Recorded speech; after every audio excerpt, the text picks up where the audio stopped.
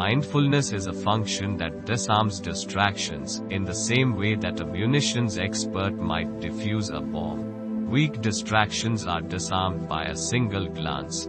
Shine the light of awareness on them and they evaporate instantly, never to return. Deep-seated, habitual thought patterns require constant mindfulness repeatedly applied over whatever time period it takes to break their hold. Distractions are really paper tigers.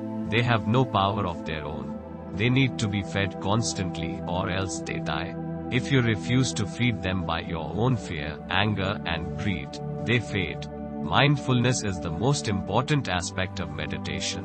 It is the primary thing that you are trying to cultivate, so there is really no need at all to struggle against distractions. The crucial thing is to be mindful of what is occurring, not to control what is occurring. Remember, concentration is a tool. It is secondary to bare attention. From the point of view of mindfulness, there is really no such thing as a distraction.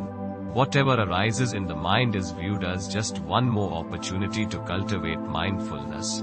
Breath, remember, is an arbitrary focus, and it is used as a primary object of attention. Distractions are used as secondary objects of attention. They are certainly as much a part of reality as breath. It actually makes rather little difference what the object of mindfulness is. You can be mindful of the breath, or you can be mindful of the distraction. You can be mindful of the fact that your mind is still, and your concentration is strong, or you can be mindful of the fact that your concentration is in ribbons and your mind is in an absolute shambles. It's all mindfulness. Just maintain that mindfulness and concentration eventually will follow. The purpose of meditation is not to concentrate on the breath, without interruption, forever. That by itself would be a useless goal. The purpose of meditation is not to achieve a perfectly still and serene mind. Although a lovely state, it doesn't lead to liberation by itself. The purpose of meditation is to achieve uninterrupted mindfulness. Mindfulness, and only mindfulness, produces enlightenment. Distractions come in all sizes, shapes and flavors. Buddhist philosophy has organized them into categories. One of them is the category of hindrances. They are called hindrances because they block your development of both components of meditation, mindfulness and concentration. A bit of caution on this term. The word hindrances carries a negative connotation, and indeed these are states of mind we want to eradicate. That does not mean, however, that they are to be repressed, avoided or condemned. Let's use greed as an example. We wish to avoid prolonging any state of greed that arises, because a continuation of that state leads to bondage and sorrow. That does not mean we try to toss the thought out of the mind when it appears. We simply refuse to encourage it to stay. We let it come, and we let it go.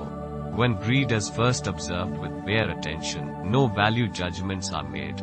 We simply stand back and watch it arise. The whole dynamic of greed from start to finish is simply observed in this way. We don't help it, or hinder it, or interfere with it in the slightest. It stays as long as it stays. And we learn as much about it as we can while it is there. We watch what greed does. We watch how it troubles us, and how it burdens others. We notice how it keeps us perpetually unsatisfied, forever in a state of unfulfilled longing. From this first-hand experience, we ascertain at a gut level that greed is an unskillful way to run your life. There is nothing theoretical about this realization. All of the hindrances are dealt with in the same way, and we will look at them here one by one.